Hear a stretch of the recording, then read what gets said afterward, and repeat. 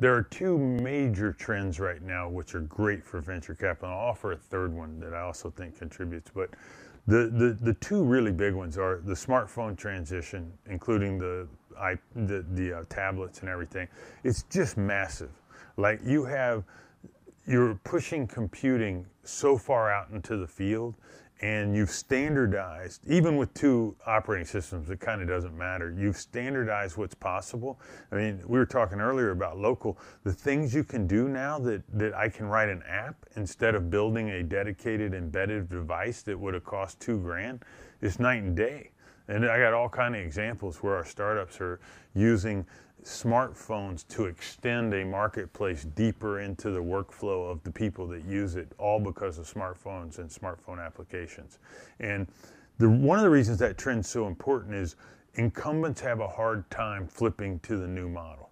They just don't know how to do it. And history's shown that over and over again. I mean, it was true back in the days when we went from DOS to Windows. There were certain app vendors who just couldn't, and anytime a new thing like that happens, there's an opportunity for a startup to jump ahead of the incumbent. And so that's such a big shift. The number of units, the programmability, I think it's going to impact embedded systems and enterprise systems just as much as it has on the consumer side, and that's just starting to play out. So that's huge. The second thing is SaaS.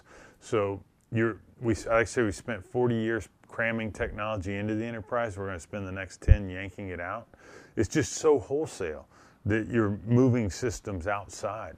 We have a company that I think you're familiar with called New Relic that started in our office. It's the leading system management play from a SaaS perspective, and none of the legacy guys have one built ground up that way. And the number of interesting things you can do once you start with that and if the platform's transitional and different enough, is just fantastic. And so those two themes are really deep and long for the venture industry as a whole, not just for Benchmark. And then there's a third thing, which is for the first time in my recollection of the high-tech business, we have multiple Goliaths. There's usually been one, maybe two, that demand the most attention. When I got into venture, every startup presentation ended with, what are you going to do when Microsoft does this, right? And that was, it was just this weight that hung over every startup. Today, you could argue there's between 5 and 7 monoliths that matter. And interestingly, they're not, at least with Wintel, you had Microsoft, Intel, and Dell, and Compaq all fairly aligned to the same initiative. Here, they're all like button heads. They're all knocking heads. And I think that I think it should create a rather healthy M&A market, but I also think it helps create opportunities because, you look at the Yelp and OpenTable integration with Apple, if there were only one monolith and there weren't 5, that probably doesn't happen. You know what I'm saying? So those opportunities are enabled by the fact that there's multiple Goliaths out there. I'm really enamored with what I might call marketplaces or local marketplaces. I think that there's just some super interesting things that the smartphone and tablet offers. I'll give you an example. So we're an investor in a company called Grubhub that is automating takeout and delivery at local restaurants, and companies of pretty significant scale, although people may not know that. And this summer, they released a product called Order Hub, which is just an Android tablet that sits in the restaurant so that the orders happen wirelessly and show up there as opposed to being printed out or on a fax.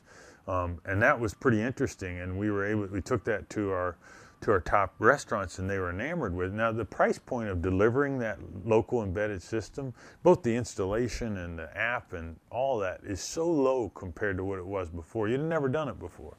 And then a few weeks ago, we released a product called Track Your Grub. Now, this is an app for the drivers that work for the restaurants, and it allows the consumer to see their food coming to them on the way. Now, we also offer a God view on that tablet that I talked about where the restaurant can see their drivers in the field.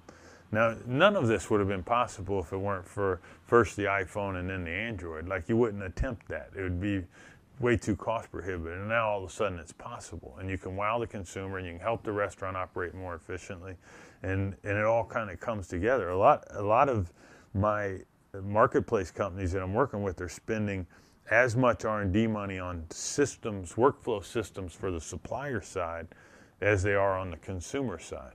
So, and I put all this in a big bucket I call painting the white space. And it's just imagining a metaphor of a canvas. And you're putting technology where it wasn't before, because that's really what venture is all about, like applying it to the next edge of where you could go. And it's exciting. I mean, Uber is just an amazing example of that, where prior to the smartphone, there's nothing to do. Like, you're just not going to do it. You're not going to go install $700 embedded systems designs in every car, and the wireless, and build the contracts. You're not going to do all that.